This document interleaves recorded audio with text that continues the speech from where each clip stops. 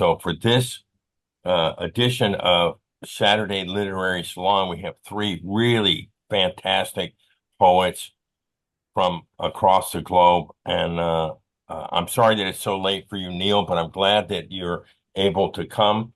And so I'm going to spotlight you, and we'll go ahead and kick off with you first. Thank you. So thanks, and please go ahead.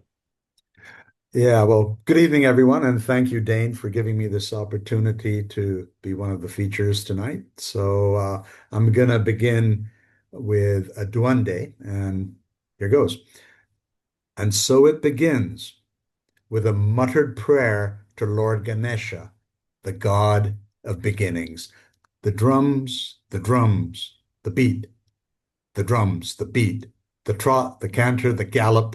But before that, the heavy hammer, its clangor on anvil, the wince and whoosh, the calming whisper to silence the whinny, as hooves are shod one after another, war horses, given free rein by riders who rise high in the stirrup and then lower themselves rhythmically in the silence between drum beats, one by one, a backbeat, an echo that gets housed back onto the saddle, the tal of the tabla, the maestro, the soloist, the accompanist, patting the perimeter, stroking the sahi, horses bolting, their blood hooves sounding, their blood hooves resounding, a warning, sounding out war, ruthless, making normalcy impossible. Heard in every beat, the plaintive cry, the sacrifice of the animal that made the membrane of the twin drums stretched out, taut, extending beyond the creature's life, tonal tempo and bass, coaxed out of the daya and the baya, crouched over them in prayer and worship. He speaks to them, they whisper back. Today, maybe, just maybe, they will let him play for the audience to hear the tabalchi's thickened fingers splay over the tabla, slow and fast, seeking the pulse to heaven that he knows he must find within. The drums telegraph their intent, a reminder of the happiness they can bring, the joyous dervish raptures for those who listen, for the beat within the beat that continues long after the maestro has paused, beats, drum beats that mimic the resonance of Shiva's Dumru. Listeners cannot help but prostrate themselves before the stampeding stallions, blood hooves overhead, heavy horses heaving, oblivious to the bursting of their eardrums, oblivious to the deafening decibels. They clasp to their ears the seashells of perfect sound, the fade of waves receding. The next one is hopefully a calmer poem, but it's also a poem that addresses a very serious social phenomenon seen in Japan. And the title of the poem is Hikikomori, and I will explain that at the end of the poem, what exactly that word means. Staring vacantly at the ceiling or at the closed door, watching the four walls close in, solitary confinement, a self-delivered sentence, the judge, jury, and executioner, none other than yourself. This sentence can be as long or as short as you want. Trays are placed outside your door. No quarantine food, this. It is the food you grew up on, which you once relished. Now you pick at it, disinterested. The front door is not locked. No alarms will be set off. There are no Dobermans at the gate. Outside the house is a world you once engaged with. The pandemic is long over, and at times it may seem that the world outside your window is more lost than you.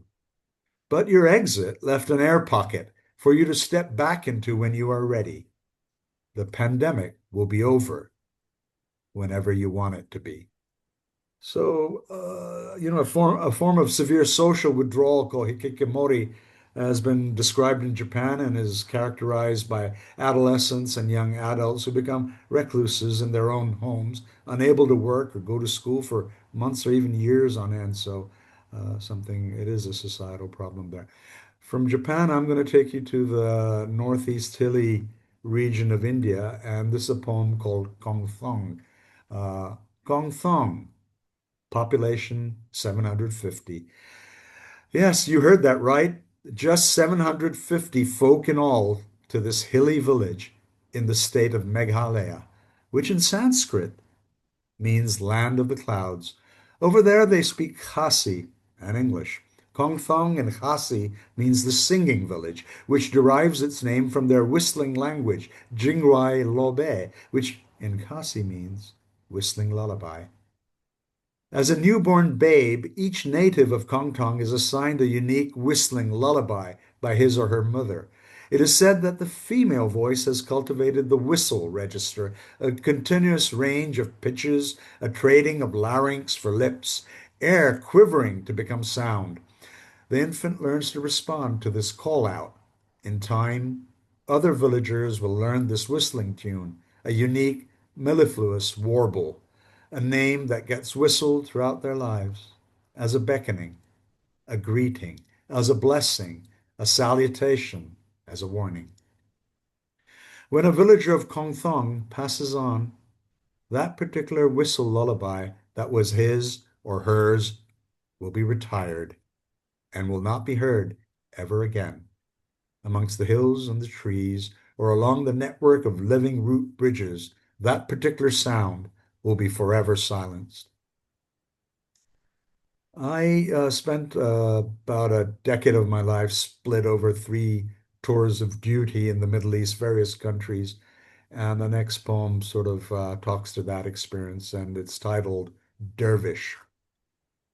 The Sufi stands still. The dance has not begun. The Sufi stands silent. He stands in the circle of his own shadow. His radius of self-reflection chalks out an outer circle. Its circumference cannot confine his dance. The whirlwind he unleashes loosens the strings to his soul. The faster and faster he twirls, the louder and louder he howls. Enraptured in energy, he whirls counterclockwise, mirroring the moons and planets in their orbits, aligning the turning of the cells and atoms in his body to the harmonic hum of galaxies. Concealed in the tombstone of his cap are all the questions we have, but have been too afraid to hear the answer.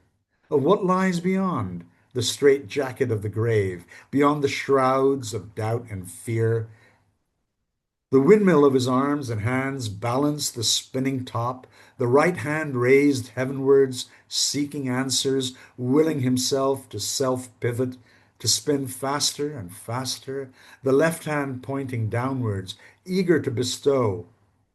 But first he must drown his ego in the blood rush, in the dizzying maelstrom, in the approaching ecstasy. He must search for stillness. He must search for stillness in motion, to seek it in the whirlpool, in the center of the vortex where balance and unbalance dwell. The dervish learns to master the duality of thresholds. His mind is still, his body a spinning top. The dance is won. The Sufi stands still. The dance is done. The Sufi still stands. From that theme, I'm going to move to back into India, and this is a poem titled "The Kumar and the Clay of the Earth," and it's based on a song from medieval India. So, said the earth to the Kumar. Oh, sorry. A Kumar is a potter or a master craftsman. So I'll begin again. Said the earth, said the earth to the Kumar. Know this, O shapeshifter. First, you must learn the history of your craft. Be aware of how in each karmic turn of your potter's wheel, time gets coiled and uncoiled. Time is not linear and never was. Past, present, and future meet upon your wheel. Thus spake the clay to the potter. Clinging to the clay is all the earth's primordial past, its primal thought transforms clay to pot as earth meets air and water, then fire to fill space. Time, too, fills space. Plenum and vacuum. Know the abundance, and within it, the void. The pot you fashion, O Kumar, has the capacity to be empty, yet also full. One day it will be broken, as indeed one day, so will you. So fear not the phallic lump upon your potter's wheel. This is but a beginning. Clay and earth are sacred when purified by fire. You, O craftsman, are a descendant of Vishwakarma, granted close to mystic powers to time your touch, your delicate and deft dab, discarding deftly, almost imperceptibly, the debris of the past, as the present begins to shape into familiar, yet different forms from the past, expelling momentarily all uncertainty of the future. Circular and spiral, time and space twine, loop and curve, twine and intertwine. O alchemist, O maker of pots, be humble. Yes, yes, you are a priest of procreation for today. But learn this well in time, and in the end, your mortal remains put to fire.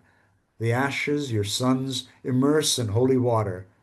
So you will return unto me, and then it will be I, Mother Earth, who shall mold you.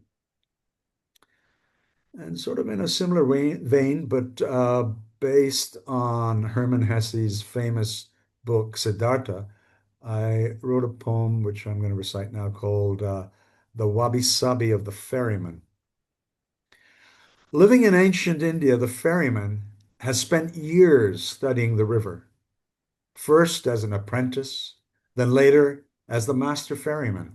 At times its currents flow fast, at other times the waters are steady, sedate. His task is simple, yet his responsibility enormous. He offers and delivers safe passage. He pilots pilgrims and passengers to the opposite bank. His oars and their steady rhythm slicing through air and then water, back to air, then water again, propelling forth the river craft back and forth between the banks of this river. From the river come all the answers he has sought all his life. That there is no such thing as time. The river is omnipresent, omniscient, both at the source and mouth, at the cascade, at the mountain, towards the ocean, and indeed at the ferry. The river is everywhere. At that now moment, it is present. The river has no regrets about the past, nor anxiety about the future. Even as the river waters flow towards the mothership of the ocean, the rain will replenish it. This the ferryman knows. He understands. He is ready. Okay, from those somewhat heavy topics, philosophical, no doubt. I'm gonna recite a poem that I wrote in response to a prompt. It was write a poem based on an instruction manual. So I chose to write something called the Instruction Manual for How to Skip a Stone Across Water. So somewhat tongue in cheek. Try not to think of that Bob Dylan line. You know the one I mean, or you'll sink like a stone. To start defying gravity, think digestive biscuit instead. Survey the ground for smooth and round. Most poets are good at spin, all about the lift. So here's the gist: to have and to hold also means that one will have to release and let go. A whippy wrist, lean into the throw. Think of how a top will spin until it comes to a stop. The poet as a physicist, the ballistic travel of stone through air, the trailing edge of the stone as it breaches the water, the downward pitch, the major spin, and the upward lift to skip and to skim across the surface. Think of the lake as a page, the stone a stylus that writes its very own water music till the poet is ready to launch the next stanza, a tercet, followed by a quartet, maybe one day a sestet. Okay, and I'm coming towards the end. I'm conscious of time. Uh, some sort of ars poetica continuation here. A poem is an Ias. Nobody threw down any gauntlet. Nobody threw down any gauntlet. I slipped it on regardless, all the way to the elbow.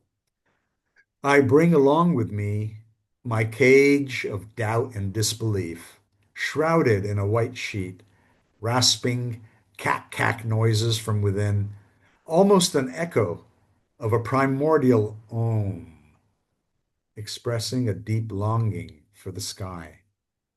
I disremember how and when the cage door opened, whether it was I who dared wrap the hunter around my wrist, raising my arm in a needless benediction. For an Ias will do what a poem does, take to the skies and hopefully return. I'm gonna end with a poem titled Eskimo Snow. I guess winter's round the corner. Certainly not in Singapore, but out where you folks are, most of you anyway. And this is in my book titled Red Shift, and the poem is called Eskimo Snow. It's a short one, so we'll be good for time. Eskimo Snow. There are myths around fallen angels doomed by our disbelief, and about Eskimos who shout out to snow in 17 separate ways, a crystal count prayer for all the angels that now lie slain and snow silent. In your winter dream, the snowflakes never hit the ground. Thank you, everyone. Thank you, Dane. Thanks, Neil. Please put the name of your book in the chat, and if there's any information about where we can get it, please let us know that as well. And thank you so much for coming and sharing your work. So next up is Belinda Subraman. Hi, Belinda. Hi there. Okay, I was trying to send a note to Neil. Neil, that was wonderful poetry and wonderful reading. Thank you so much. All right, I'm going to read from Full Moon Midnight from a Roadside Press. Okay. Theocratic authoritarianism. The ghost of Southern Baptists whispered judgments in my ear. A quick, pithy realization comes. Criminals waving holy books rule the world. We were raised to accept the plan, not see what we're losing or what we never had, to blame the wrong people for the wrong things. They give us movie myths where right always wins, where the man is a prince and the woman is protected and love is everlasting. But women are struggling to claim their bodies as their own.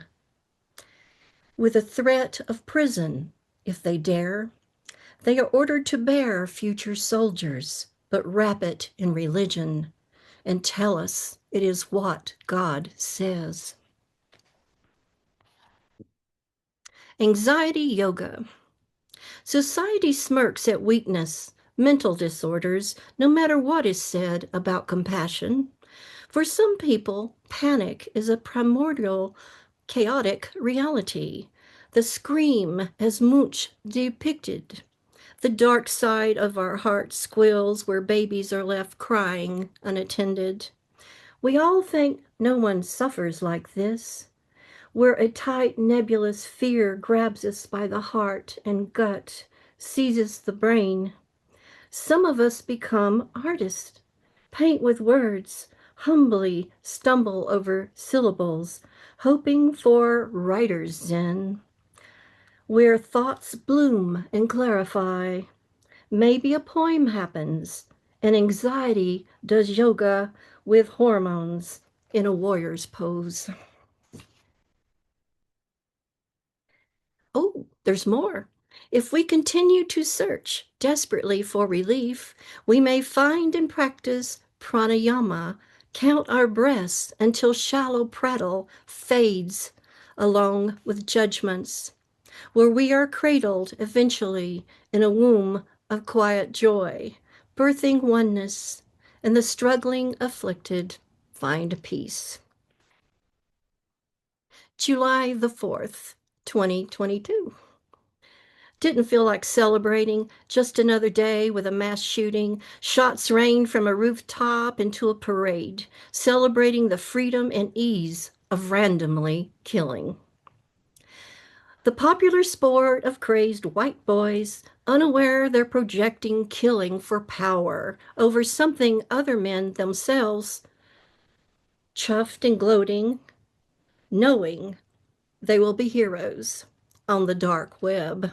Meanwhile, we are free to live with threats of destruction by white boy tools of the NRA who can easily buy weapons of war, but not a beer. July 4th, 2023. Tonight is a time of lighting fuses, celebrating a dream of a myth we all buy into. 2 mass shootings today, seeming random. Sport killing a thing now for maximum attention. Fireworks and gunshots mingle interchangeably. We've gone further into outer space than into the depths of the ocean. Struggles and tests, universal to all life forms. Outer space, inner space, ego mind slams boundaries of infinity. We cannot conceive our celestial birth, ever seeking communication with fire of creation, but we can create little explosions. To the mass shooters, unfiltered words, examined, unexamined lives, propaganda parrots, insane thoughts and projections, pain squeezed inward until the pressure explodes. Judging without sympathy, the very thing you need to soothe the pain, anger in your unloved life, a cold shell unable to open, a small light needing fuel. You need attention and you'll get it. You buy the long gun at the shop around the corner, boxes of bullets ready for random retribution. They will remember you killed their relatives. You will make an impression at last, but you will still not be loved. Supermoon, midnight, July 13th. Heavy tritonus jolts a rhythm, tightens the rope of time. All life is blended to antiquity under this harvest moon.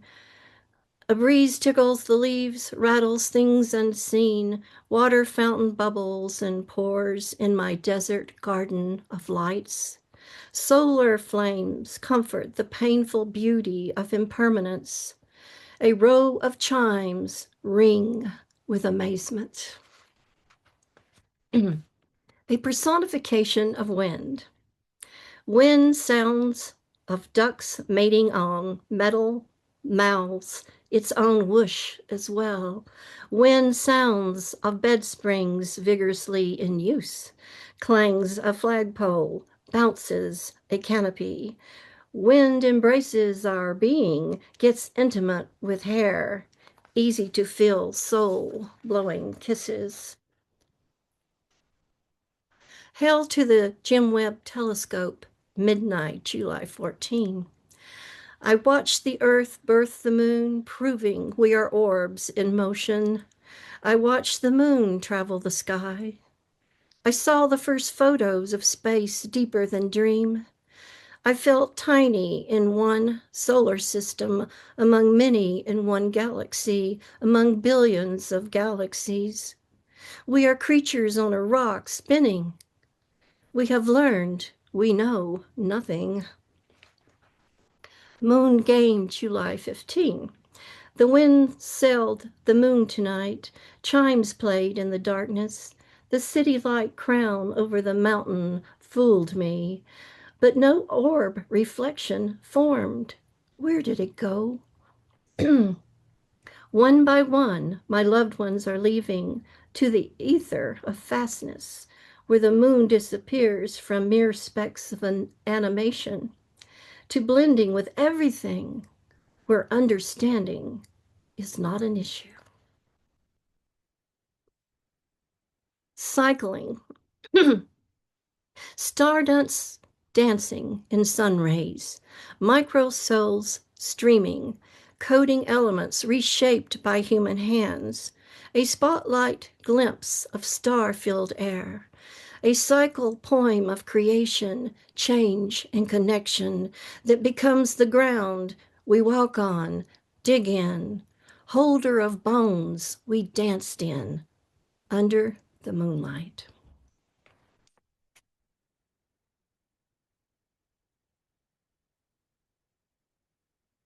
Waywardly mobile. Life funnels breath, electric current amplifies. Humans pray nearby with tribal understanding woven into a light sill. Cathedral windows power star worship, whittles heaven to fear, curled toward comfort. Every head is a planet across time zones and years, transporting to surrealistic planes, lives woven into media, burning injustice, stinging politics, shaming preachers, witnessing a cult of damnation, seeking bullets instead of love.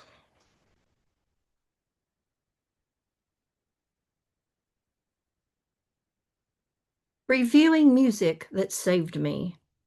It's a magic chord, a silver bell ringing, word storm swirling, chemistry and imagination, caught in a net, self-cast, frayed strand of twine, tentacle from the ether tingling through the atmosphere.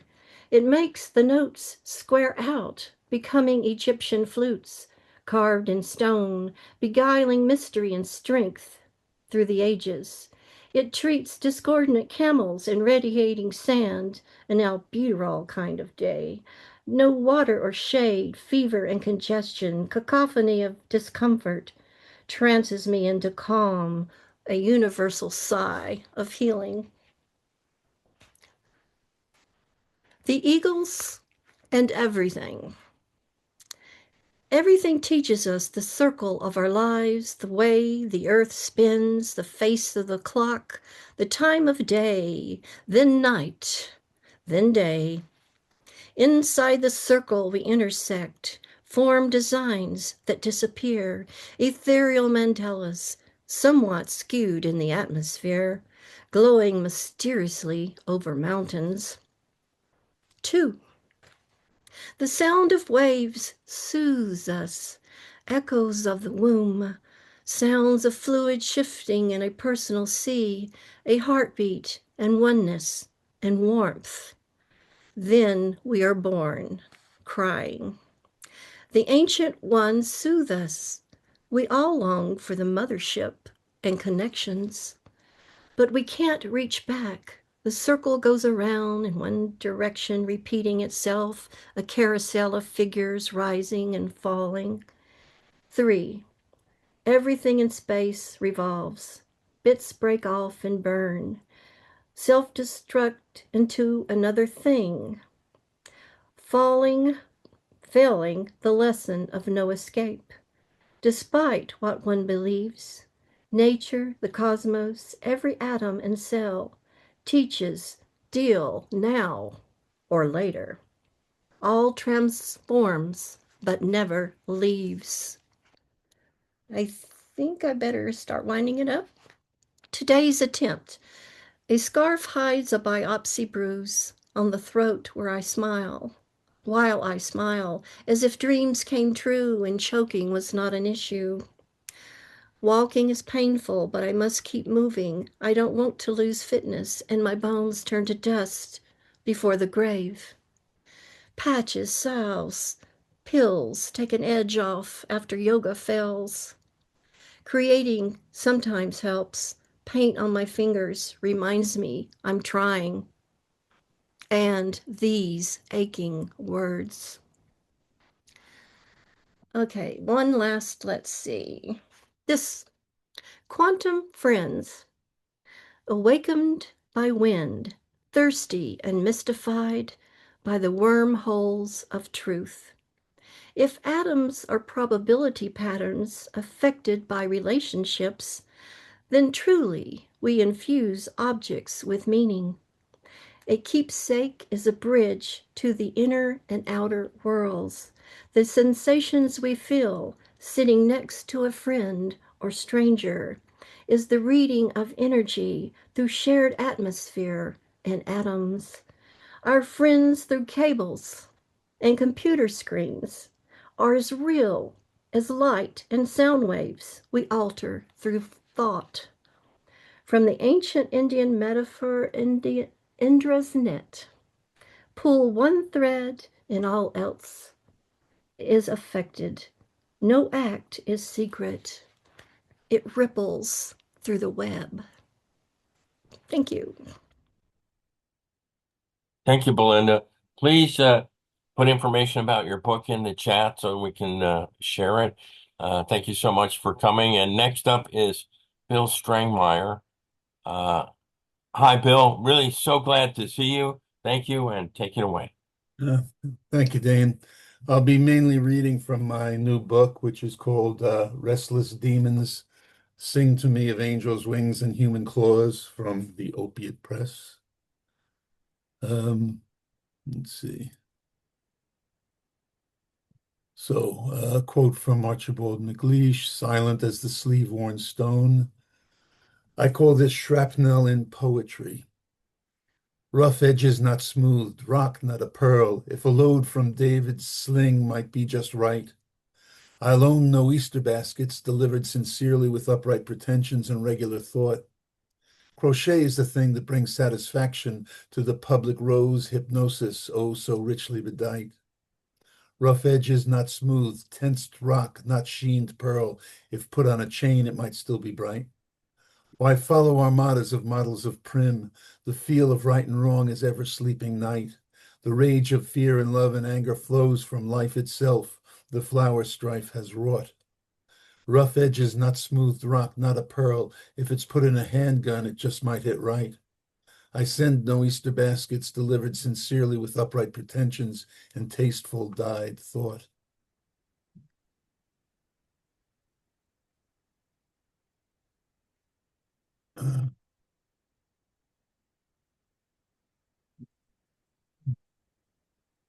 This is called An Ear for Cesar Jimenez.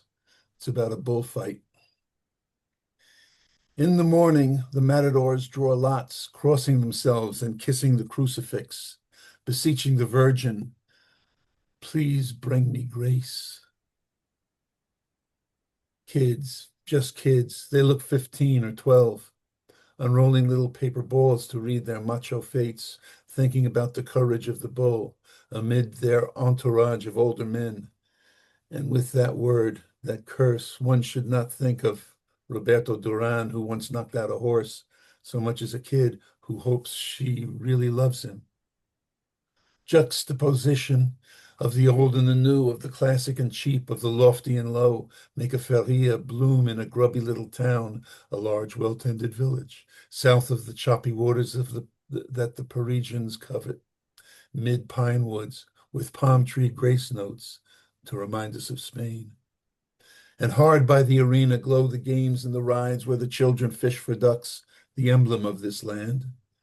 It's a concrete arena with the seams of the underside mounting towards the hills, upside down, inside out. It's just another cheap metaphor, easy to hand for a primitive's God, for God and his wonderful world. From below, just cheap stained ersatz rock, but from outside we cannot see the spectacle, bloody, gay, and ritual offered up to his eyes. No, this is about a life where some things can be won and some can be redeemed. The picador, booed for twisting the pike on the first charge, is cheered on the second for calling the bull to him and then stopping him neat. An odd thing, the bull, this beast, this fauve, as they say, in repose like a chunky and ill-made plastic toy, a clumsy male cow too tough for beef, but how streamlined and ferocious in his charge. One bearded poseur called the horse's comic relief. A sort of a joke it was then in that dopey, naive era, to die with dignity. But look there, When the bull falls over trying to gore and the blindfolded nag trots off with its armor still there on its left side, thinking placidly, was that a fly or a mosquito? They're bigger this year. A dying bad toro falls into the shade, and the guy behind me says, he's a little tired. Maybe he needs a drink. A joke about its cowardice, that fearsome word.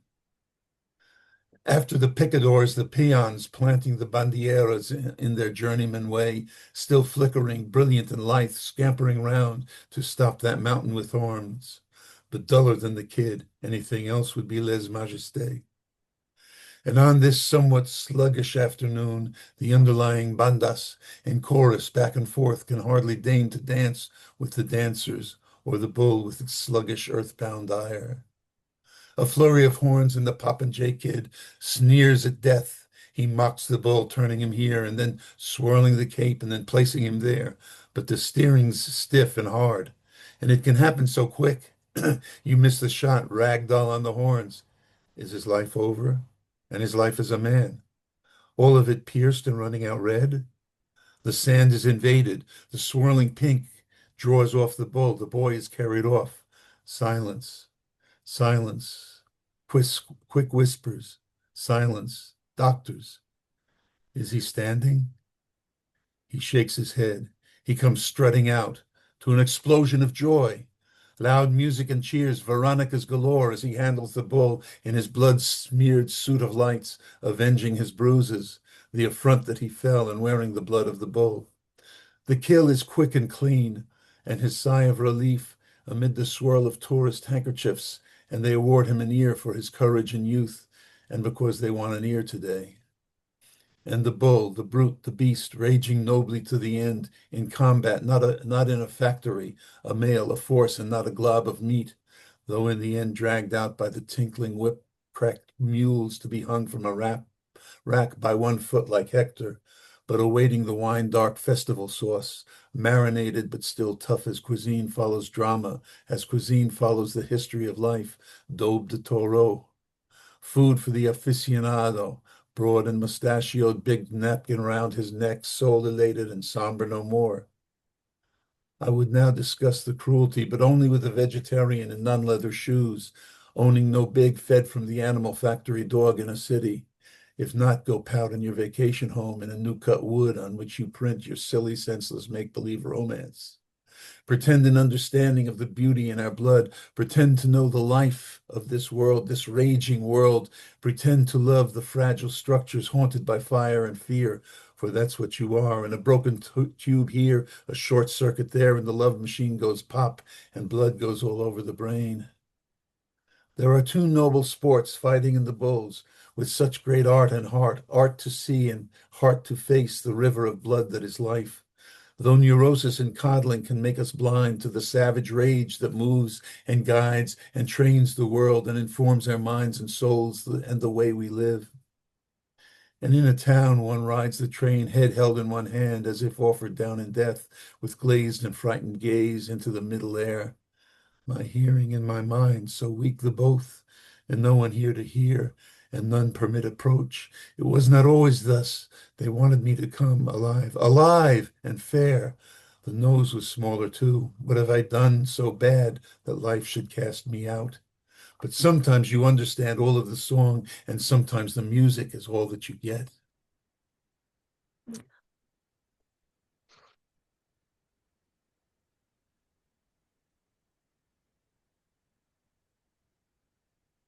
This is called the moral of the story.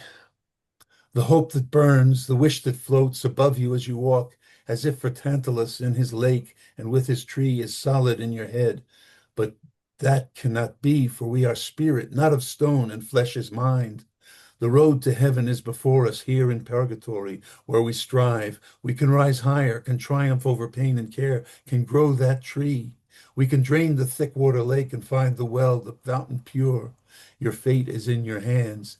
Give it to a god, an angel, or a universe, and drop the burden from your shoulders like a winter coat in spring. It is that simple, but as hard to do as you would have it be, if sorrowful. Your sorrow must be cured, your anger set aside, your life beloved. You must take your joy from out your pocket, lift it up to shine a light. You live not for yourself alone. You live for everyone you meet. You live for even the lowest of those cast down by the sickness of evil. Even these are of this world, this field of battle for the souls of all. A time for every act committed, but there is one law: do no harm to the common good, the need for evolution or the trodden down. All history calls on each of us to rise into a state deserving of this world.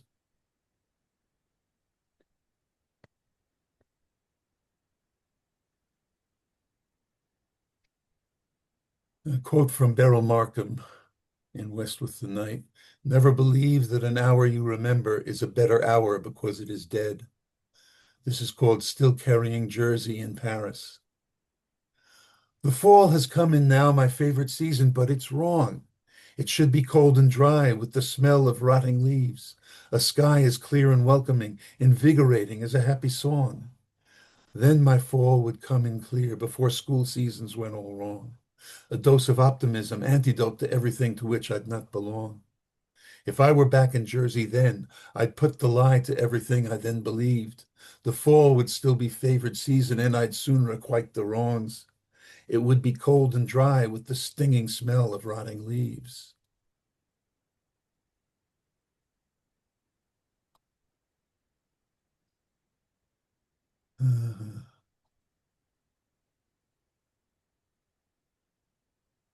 Uh, Quote from Julian Jaynes: "There is no such thing as a complete consciousness." This is called ecstasy and hallucinogeny. Hallucinogeny. Hallucinogeny. The search, always limited, has long taken sweet time, for the object is never the unbroken skin of the beast. The longing direction, often fearing in vain some odd crime, is a search always limited, always taking sweet time, betimes beguiled whimsically as if the sought goal were a chime, which would then excuse sheathing of knives and a call for a priest. For long search to be limited, for sweet honesty then to take time. But the object is never the unbroken skin of the beast.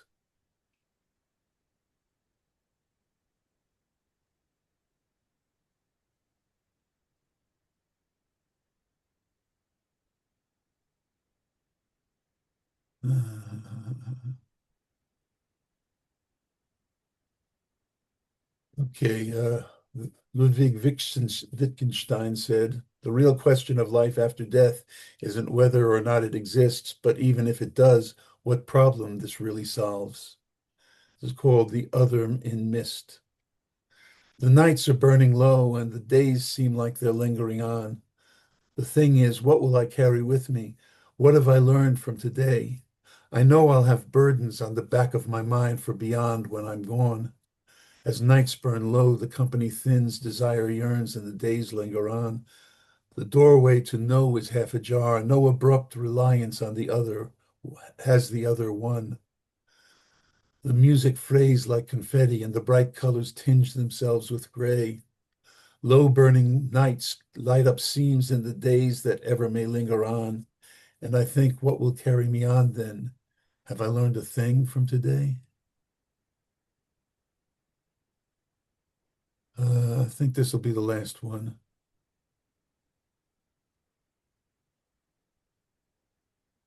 Okay, Bruce Lee said we have more faith in what we imitate than in what we originate.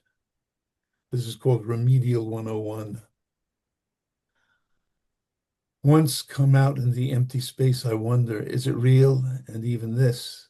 Or is the touch of validation just the key to sleight of smoke? The hallway leading back in time to when the world was stark and brown persists in clouded memory, and there is dust and much to fear. Is there illusion or the solid ground? What are the tent poles that brace this true illusion? Why do they vanish so promptly, so fast? I will not take my state as general, but still I see a pattern, see the blanks in other stories, other times. It is real, it must be real, or else I dream. Without the link, am I unseen, a secret might? Then would my world belong to empty void, a silent pathway made of mist? The answer's not a fulsome card torn out of self-help sleekening.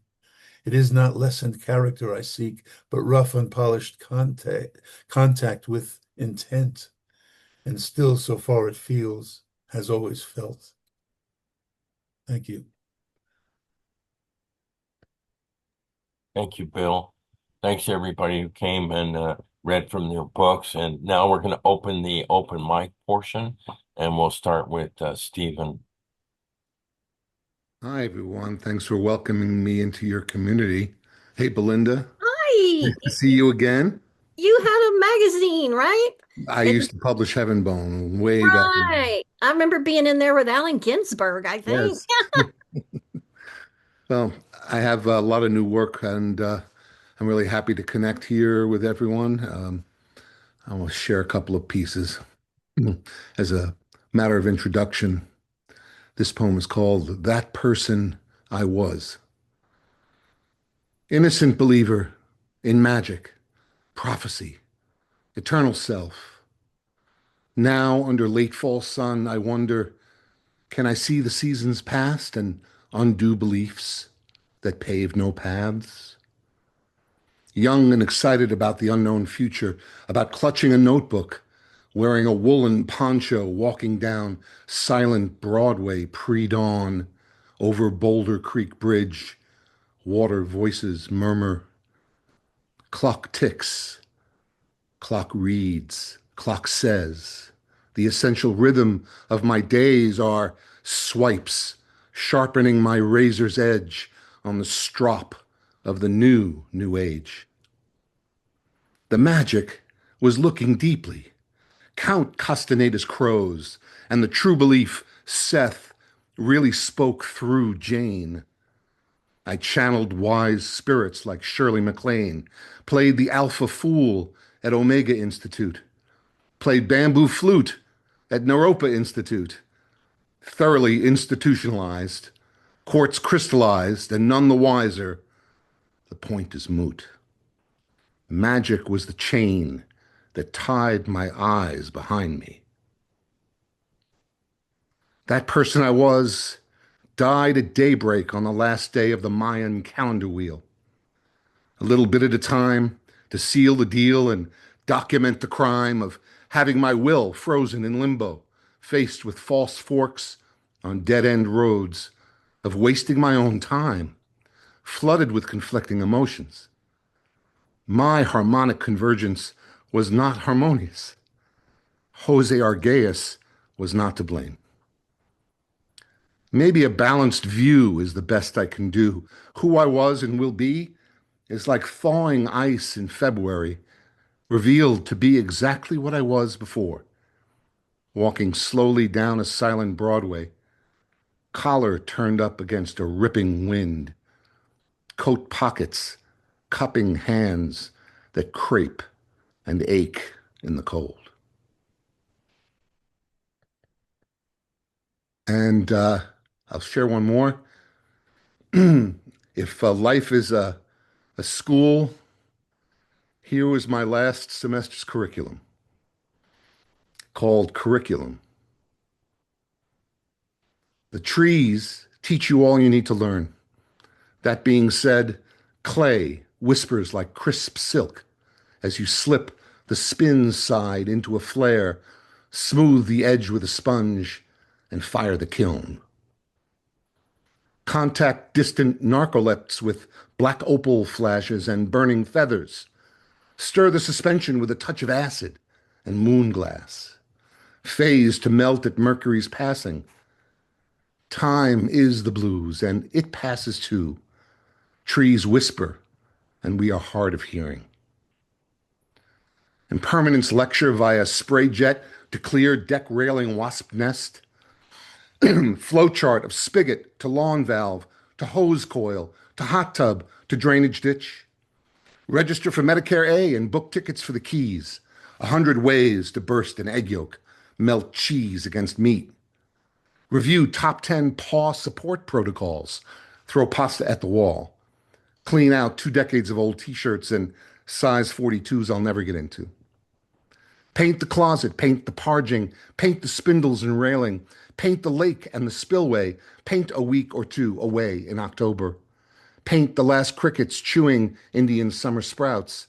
Like Grandma said, you'll be a painter, and then so what? Sing a John Anderson song at top volume for Grandma. Refuse to be ripped off by Empire Today in a last-minute bait and switch on vinyl flooring. Learn how to build a JSON data structure for a metadata import to Adobe Experience Manager. Refuse to be ripped off by National Floors Direct in a last-minute no credit card shocker. Learn that the path to taxonomical glory is named Anastasia. Anastasia metadata.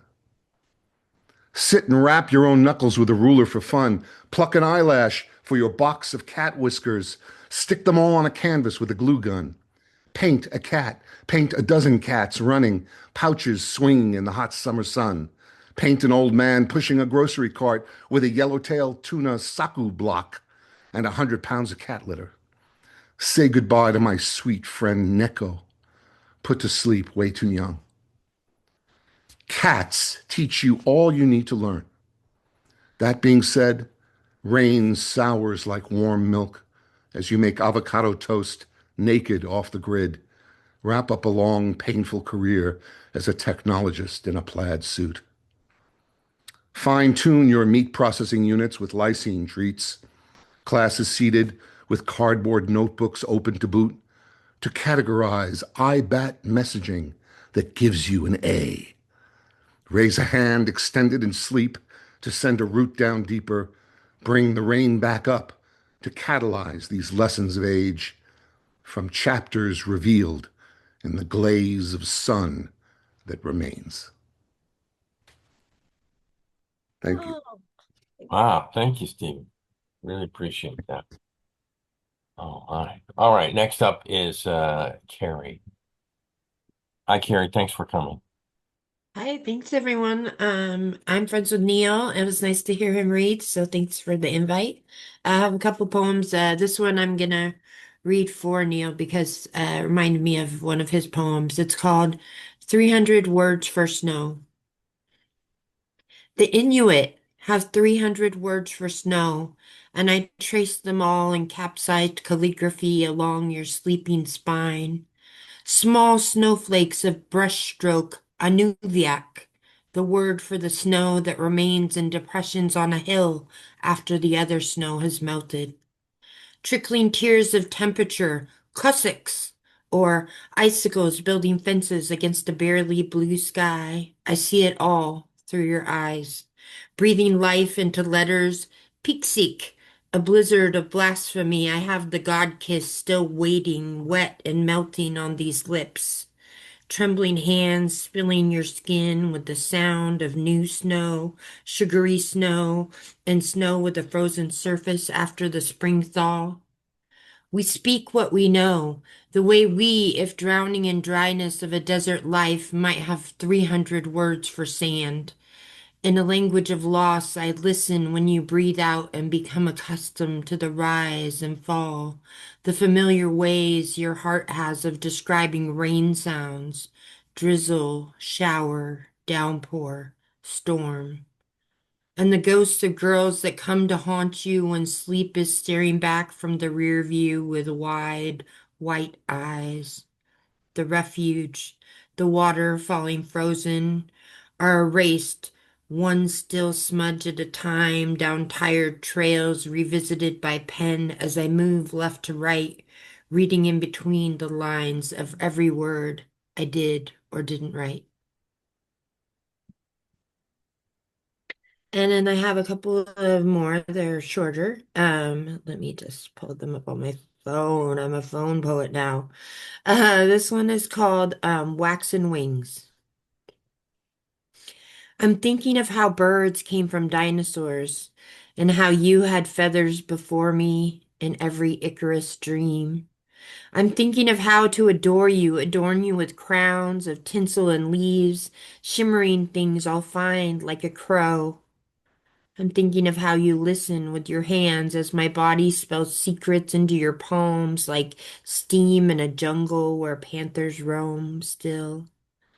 I've been thinking of all the ways to awaken in 1,000 new places that still feel like home. How easy eggs crack, how time heals all bones. I'm thinking of how Eve came from Adam, from marrow growing in a cage of ribs, how fireflies evolved into glowing to find each other in twilight's dim. I'm thinking of distance in miles, molecules and sand, the coastline I grew up on, a place I long to stand. I'm thinking of what it takes to be a predator, hungry to prey on the living, and thinking how easy it is to go down swinging, trying to get forgiven, how horses clomp on pounded ground where men have never stood, how I learned to say goodbye to things I never thought I would. I'm thinking how I love you should be a pledge of truth and joy, how my world got turned upside down from the smile of a boy.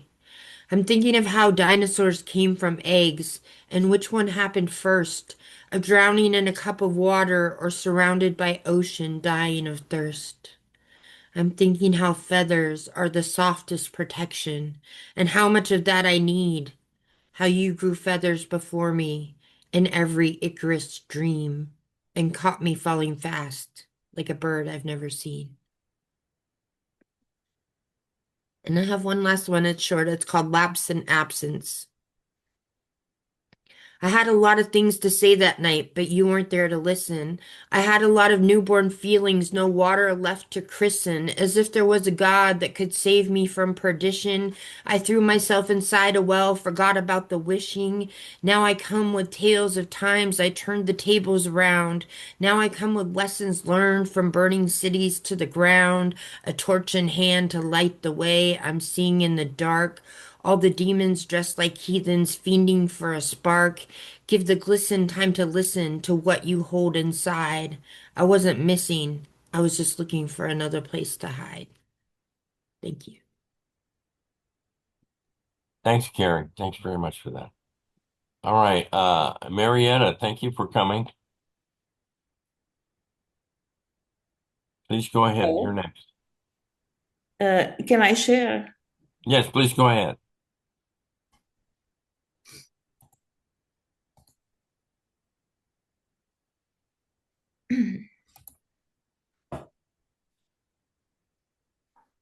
Green prose poem.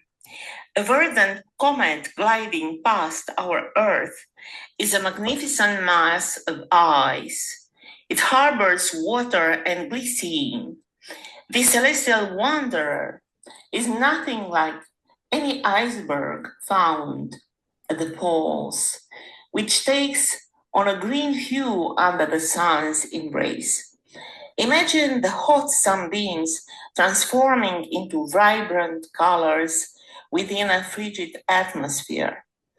A comet is icy, its tail rich with glycine, yet devoid of proteins and laced with cyanide, chains that maintain its balance.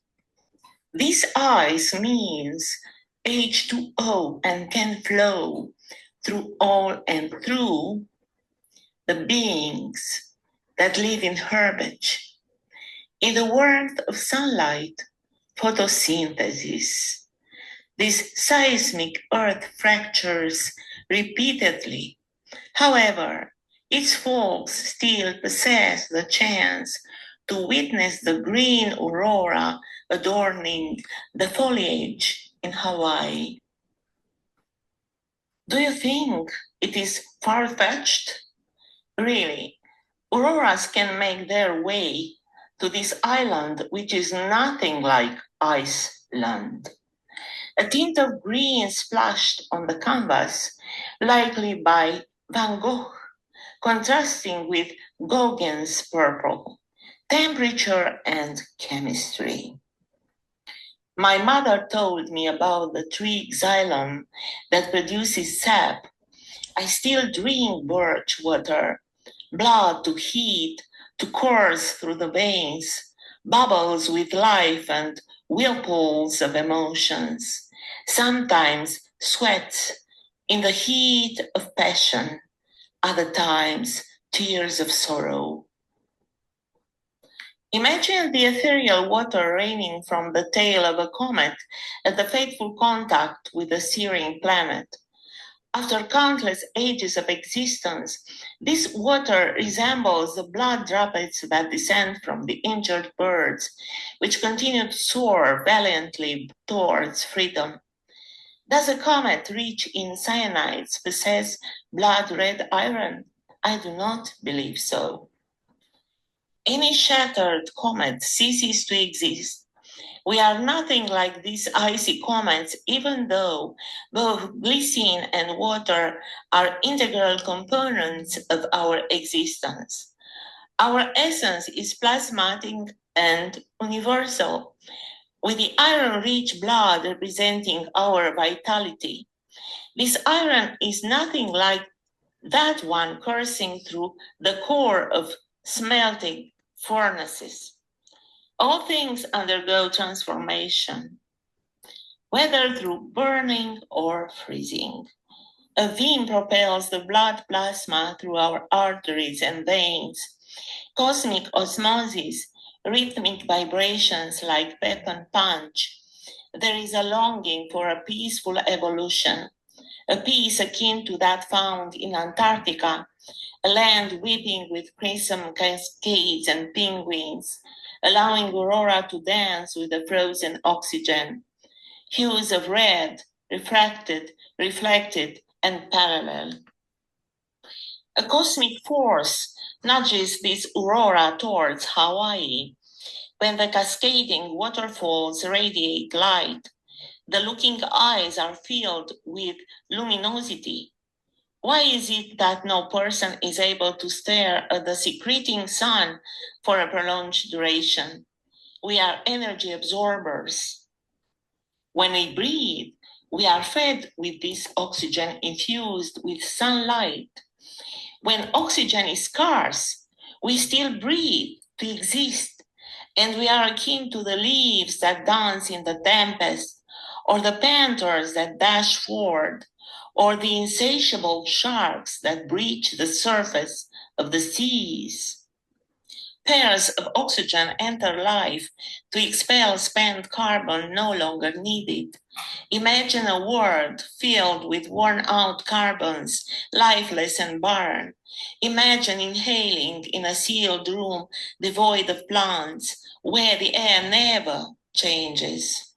Imagine a planet painted in shades of blood, saturated with useless carbon, a planet like Mars. Imagine huge fires, flames that return to the cosmos. Imagine phoenixes rising anew from their own ashes. Imagine yourself transformed into cosmic dust once more. Thank you for listening.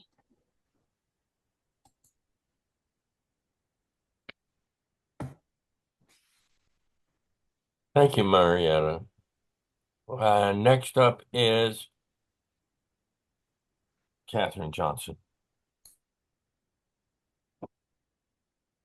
Are you ready? You're still muted. Okay. Let me get rid of that box.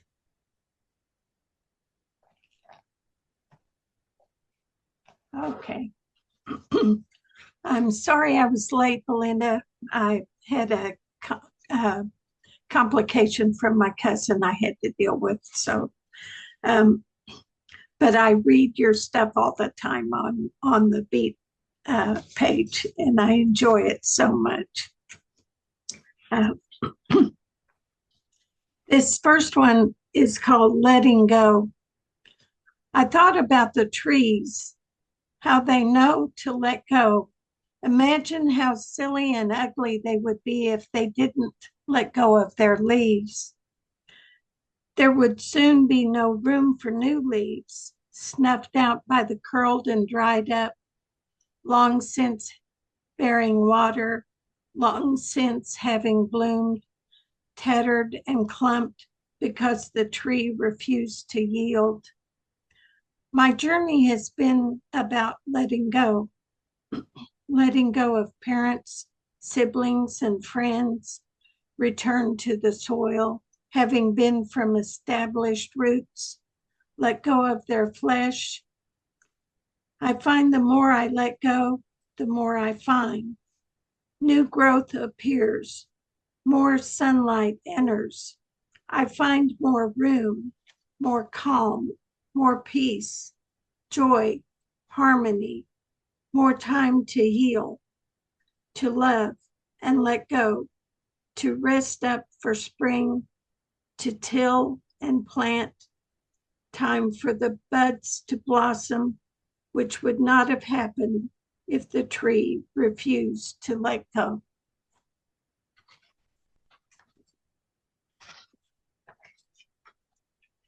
And this this one's called Curtain Call. When my life is done and all is past, will there be a party for the cast? Will the audience shout and cry, encore? Or the critics brand me as a bore? Who'll have top billing on life's marquee? Will the maker nod and smile at me? Will I be accepted? Here is art. Or be recast in some bit part? And if an art form, then which kind? Made of soul or made of mind? Of both, perhaps, who would dispute that there was even love to boot? Yes, love inspired. It lit the stage. Its mellow music calmed my rage. It held the curtain for each act.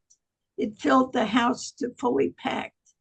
And though at times I missed my cue, or dropped my lines, or upstaged you, in each performance wisely cast, with perfect timing, never fast, but paced just right for all who played, for leading man, butler, and maid. All were directed, all were bound to play in my theater in the round. Thank you. Those are from 50 Shades of Gray Hair, a Tangled collection. Thanks. Thank you. Love that. That's a great title. Thanks. All right. I want to thank everybody for taking the time and coming to make the room. Nice to meet people that are friends of friends, and that's always very cool. On the 13th, there'll be a special edition of Saturday Literary Salon with Leslie Constable to launch her book. And then we'll also be doing on the first one in January. We have a gentleman from Sweden, Canada, and an author from the UK. I'm looking forward to that. So thank you guys very much. Really appreciate it. Thank you. Thank you. Thank you. Thank you, Dane. Thanks, Dane. Truly enjoyed this. Are you going to read, Dane? Oh, no. Oh, okay. No, I'm just thanks for asking, but no, I want to